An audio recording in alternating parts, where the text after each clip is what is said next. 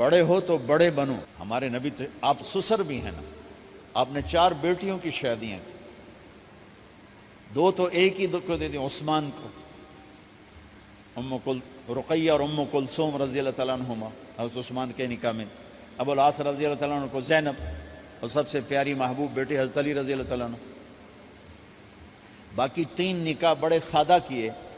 حضرت فاطمہ کا نکاح بڑے دھوم دھام سے کیا. ان کا رشتہ لے کر صدیق آئے, یا رسول اللہ میں خواہش مند ہوں, آپ چپ رہے. پھر حضرت عمر بعد میں گئے, یا رسول اللہ میں خواہش مند ہوں, آپ چپ رہے.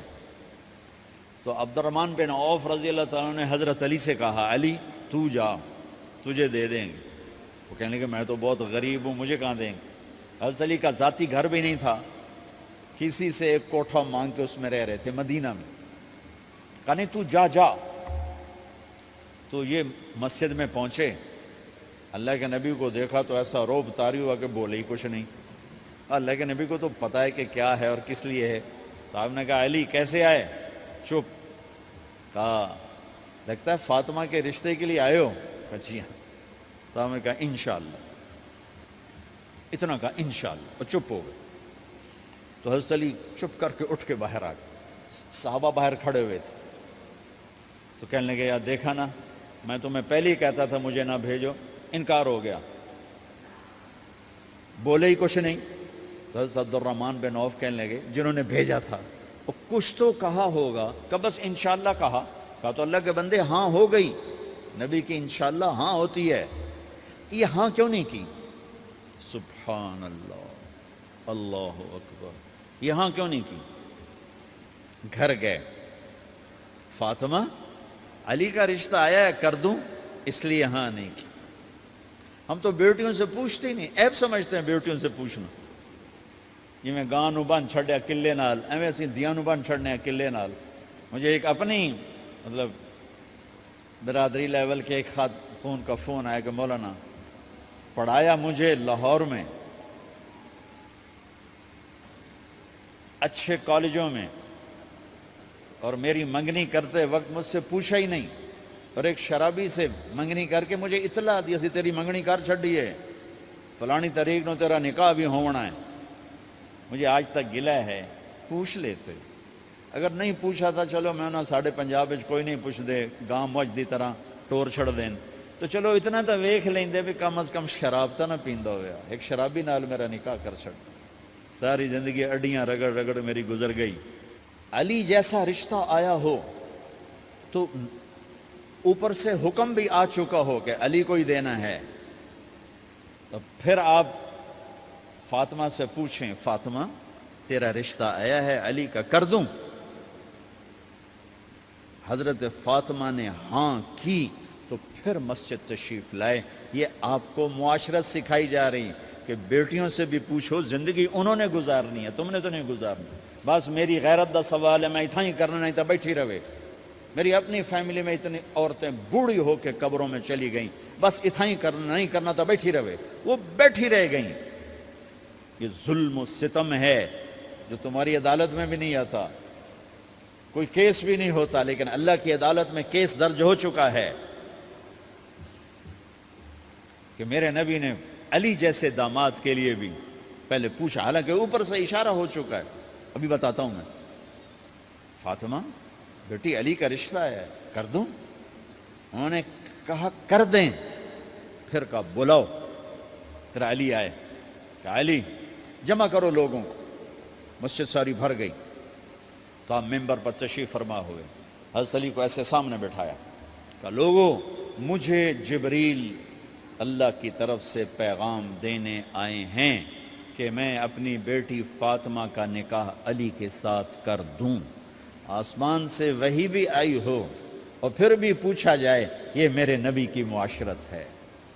ہم تو پوچھنا عیب سمجھتے اور اسے ذلت سمجھتے ہیں.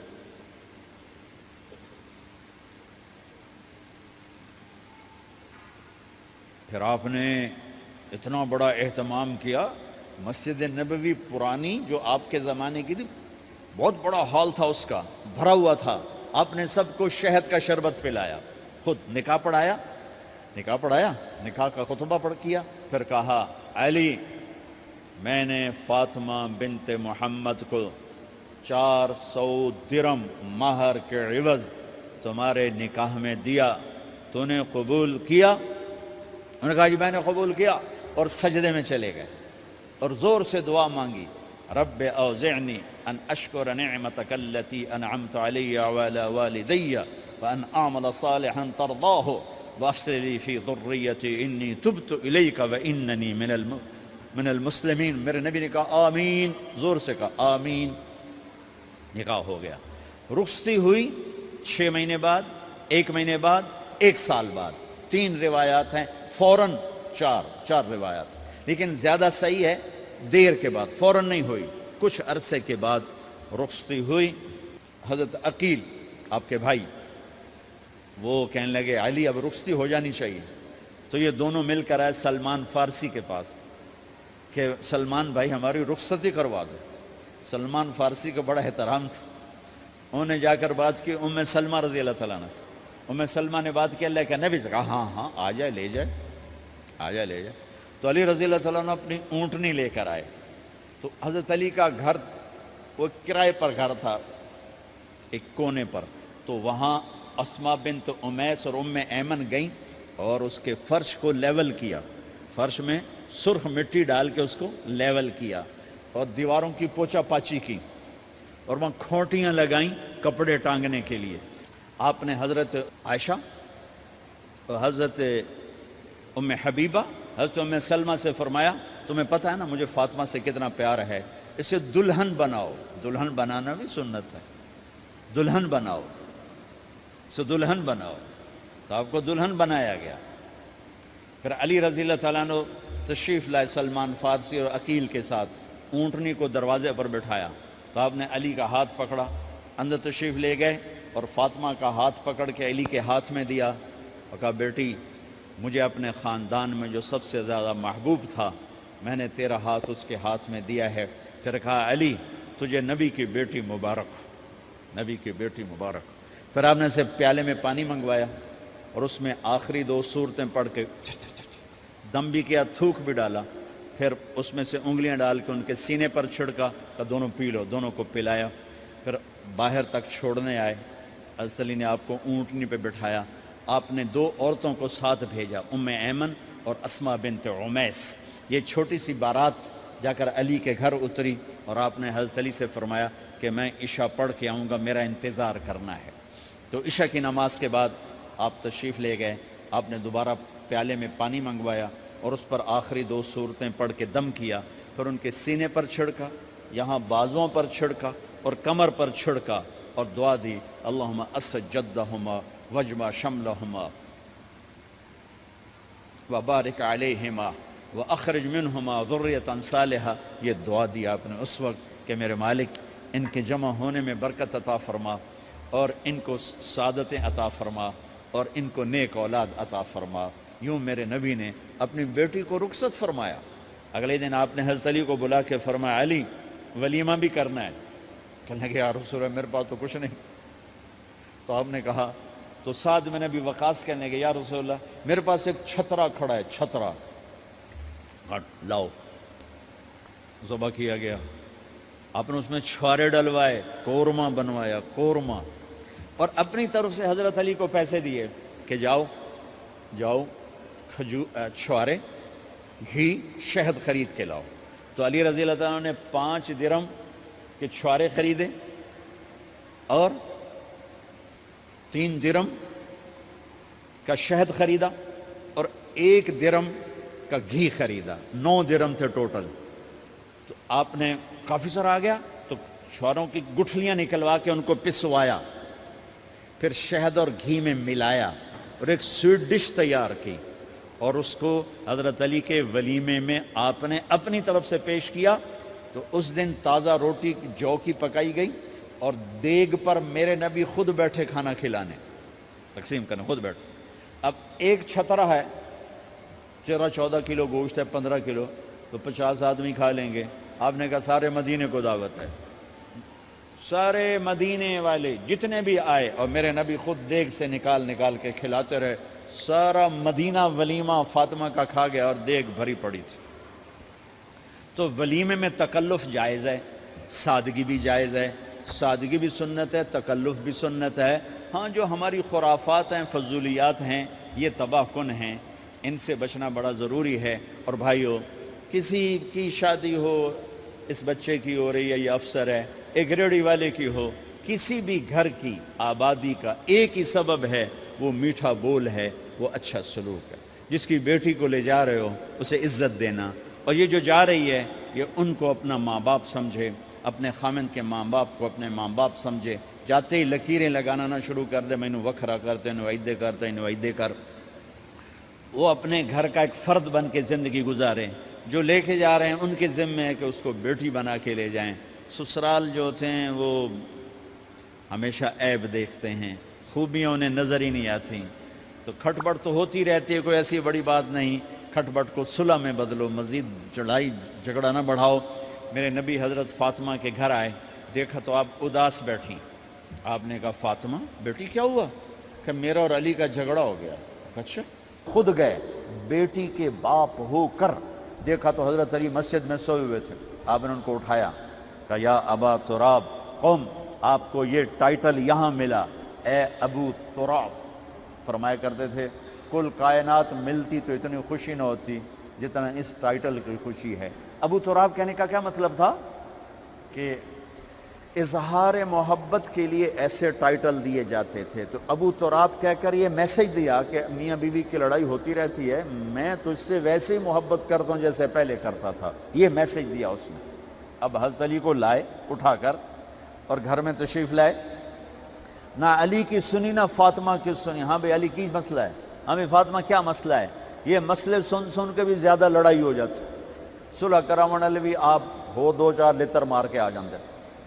تو میرے نبی نے کیا کیا؟ سبحان اللہ، زمین پر لیٹ گئے، ادھر علی کو لٹایا، ادھر فاطمہ کو لٹایا، علی کا ہاتھ اپنی ناف پہ رکھا، فاطمہ کا ہاتھ ان کے ہاتھ پہ رکھا، اور بیٹی کے ہاتھ پر اپنا ہاتھ رکھا۔ پھر فرمایا کہو ہماری صلح ہو گئی۔ علی کہو، فاطمہ کہو۔ دونوں نے کہا ہماری صلح ہو گئی۔ آپ اٹھے، خوش خوش باہر آئے، چہرہ ایسے گلاب کے پھول کی طرح۔ صحابہ نے عرض کی یا رسول اللہ آج آپ بڑے خوش نظر آ رہے ہیں۔ فرمایا علی و فاطمہ کی صلح کرا کے آ رہا ہو۔ تو کھٹ بٹ ہو جانا تو کوئی بڑی بات نہیں ہے، مطلب یہ وہ گھر ہے، میں اس گھر کی کیا تعریف کر سکتا ہوں۔ تو میں آگے کا ایک قول سنا دیتا ہوں ابن عباس کا، کہ جنت میں نور کی چمک اٹھے گی، ساری جنتی کہیں گے یہ نور کیسا نور ہے بھائی جو ساری جنت کے نور پر چھا گیا؟ تو فرشتے بتائیں گے کہ او جنت الفردوس میں علی و فاطمہ بیٹھے ہیں، کسی بات پہ ہنسے ہیں، ان کے دانتوں سے جو نور نکلا ہے اس نے جنت کو روشن کر دیا۔ لیکن کھٹ پٹ یہاں بھی ہو گئی۔ ان سے بڑا گھر میرے نبی کا ہے، وہاں بھی کھٹ پٹ۔ ایک دفعہ آپ نے حضرت عائشہ سے کہا مجھے پتہ لگ جاتا ہے جب تو مجھ پہ ناراض ہوتی ہے، مجھے پتہ چل جاتا ہے۔ انہوں نے عرض کی یا رسول اللہ آپ کو کیسے پتہ چلتا ہے؟ کہ جب تو مجھ پہ ناراض ہوتی ہے نا تو قسم اٹھاتے ہوئے کہتی ہے ابراہیم کے رب کی قسم، اور جب مجھ پہ راضی ہوتی ہے تو پھر تو قسم اٹھاتے ہوئے کہتی ہے محمد کے رب کی قسم۔ کہ ایسے مجھے پتہ چل جاتا ہے جب تو کہتے ہیں نا ابراہیم کے رب کی قسم، تو مجھے پتہ چل جاتا ہے کوئی کھٹ بٹ ہو گئی ہے۔ تو نبی کے گھر میں بھی ہو جاتی ہے، یہ مسئلہ تو ختم ہوگا جنت میں۔ ہمارے ذمہ ہے کہ ان چیزوں کو کم کریں۔ یہ ایک میرے نبی کی معاشرت ہے میرے بھائیوں، اسے سیکھو، اسے سمجھو، اسے پڑھو۔ تو بھائیوں میرا نبی ایک زندگی دے کر گیا ہے، یہ چونکہ شادی کا موقع ہے اس کو میں نے تفصیل سے بیان کیا ہے، اس کی تفصیل بیان ہی نہیں کی جاتی۔ یہ اتنی ضروری ہے جتنی نماز ضروری ہے۔ نماز تو 5 وقت پڑھیں گے، زندگی 24 گھنٹے روپ بدل رہی ہے، ہر روپ میں میرا نبی کیا چاہتا ہے اس کو سیکھو، اس کو سمجھو، کرو گے اللہ آپ کو چمکائے گا، بنائے گا۔ اپنی کمائیوں میں حلال لاؤ، حرام سے بچو۔ جج بھی بیٹھے ہیں، وکیل بھی بیٹھے ہیں، کسی ظالم کے وکیل نہ بنو۔ وَلَا تَقُلْ لِلْخَائِنِينَ خَصِيمًا۔ آپ کو ایک آیت میں جوڈیشری، جج، مقننہ اور وکلاء کا پیغام اللہ کا سنا دیتا ہوں۔ إِنَّا أَنزَلْنَا إِلَيْكَ الْكِتَابَ بِالْحَقِّ لتحکم بین الناس بما اراک اللہ ولا تقل للخائنین خصیما، مقننہ قانون ساز، تو انا انزلنا الیک الکتاب بالحق، قانون بنانے کا حق اللہ کو ہے، اللہ کے قانون کو اپناؤ۔ آگے جج حضرات، فحکم لتحکم بین الناس بالحق، ججوں کو حکم ہے کہ حق فیصلے کرنا، بک نہ جانا، دب نہ جانا، حق کے فیصلے کرنا۔ تیسرا وکلاء کو ولا تقل للخائنین خصیما، ظالم بددیانت کی وکالت کے لیے کھڑے نہ ہو جانا ورنہ مارے جاؤ گے، مارے جاؤ گے۔ ولا تقل للخائنین خصیما، ان کے لیے دلائل قائم نہ کرنا ورنہ ہلاک و برباد ہو جاؤ گے۔ تو بھائیو، یہ نکاح کو ذرا میں نے تفصیل سے بیان کی ہے کہ یہ زندگی ہے جس کو سیکھنا ہے۔ حلال کماؤ، بچوں کو حلال دو، بیوی کو حلال دو۔ اللہ کی قسم حرام سے کبھی بہار نہیں آتی اور حلال پہ کبھی خزاں نہیں۔ حلال کھانا، حلال کھلانا، تو تم شاد و آباد رہو گے۔ اللہ میں عمل کی توفیق بخشے۔